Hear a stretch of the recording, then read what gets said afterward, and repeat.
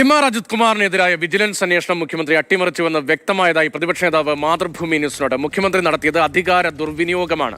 എങ്ങനെ ഒരു കേസ് തേച്ചു മാച്ച് കളയാം എന്നതാണ് വിജിലൻസ് കോടതി ഉത്തരവിലൂടെ ഇപ്പോൾ പുറത്തു വന്നിരിക്കുന്നത്. സ്വന്തക്കാരെ സംരക്ഷിക്കാൻ മുഖ്യമന്ത്രി ഏതറ്റം വരെ പോകുമെന്ന പ്രതിപക്ഷ നിലപാട് ശരിവയ്ക്കപ്പെടുകയാണെന്നും വി.ഡി. സതീശൻ പറഞ്ഞു.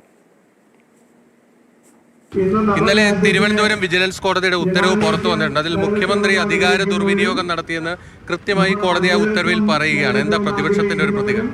എങ്ങനെയാണ് ഒരു വിജിലൻസ് അന്വേഷണം അട്ടിമറിക്കാമെന്നതിൻ്റെ ഏറ്റവും വലിയ ഉദാഹരണമാണ്.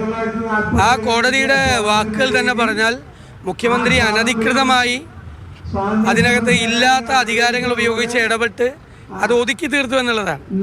അപ്പോൾ സ്വന്തക്കാരെ സംരക്ഷിക്കാൻ ഏതറ്റം വരെയും പോകും, അധികാരം ദുർവിനിയോഗം ചെയ്തു എന്നുള്ളതാണ്.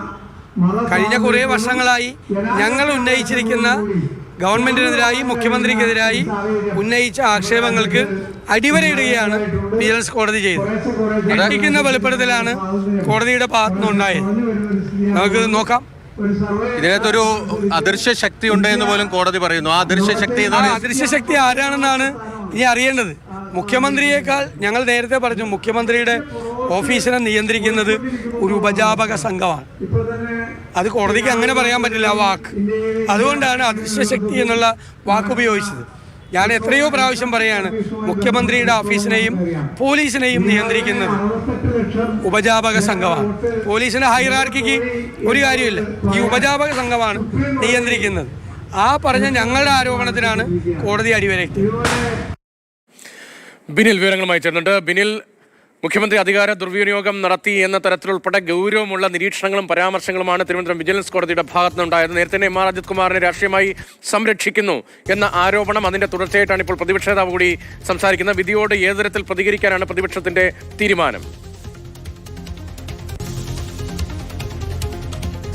രതീഷ്, ഇന്ന് പ്രതിപക്ഷ നേതാവ് നമുക്ക് നൽകിയ ആ അഭിമുഖത്തിലൂടെ വ്യക്തമാക്കുന്നത് ഈ വിഷയത്തെ ചെറുതായി കാണുന്നില്ല, ശക്തമായി ഈ വിഷയം മുന്നോട്ട് കൊണ്ടുപോകും എന്ന് തന്നെയാണ് വി.ഡി. സതീശന്റെ വാക്കുകളിൽ നിന്ന് വ്യക്തമാകുന്നത്. മുഖ്യമന്ത്രി അധികാര ദുർവിനിയോഗം നടത്തിയിരിക്കുന്നു, അതൊരു നിയമ സംവിധാനം തന്നെ, ഒരു കോടതി തന്നെ പറഞ്ഞിരിക്കുന്നു എന്നതാണ് പ്രതിപക്ഷ നേതാവ് വ്യക്തമാക്കുന്നത്. പ്രതിപക്ഷം ഇതുവരെ ഉന്നയിച്ച പല ആരോപണങ്ങളും ശരിവെക്കുന്ന രീതിയിലേക്ക് കാര്യങ്ങൾ പോകുന്നു എന്നത് കോടതിയുടെ ഉത്തരവോടുകൂടി വരുന്നു എന്നതാണ് ഇവിടെ പ്രതിപക്ഷം മുന്നോട്ട് വയ്ക്കുന്നത്. അതുകൊണ്ട് തന്നെ വരും ദിവസങ്ങളിൽ ഈ വിഷയം ശക്തമായി ഉന്നയിക്കാൻ തന്നെയാണ് പ്രതിപക്ഷത്തിന്റെ തീരുമാനം. അതോടൊപ്പം തന്നെ മറ്റൊരു പ്രധാനപ്പെട്ട കാര്യമുണ്ട്.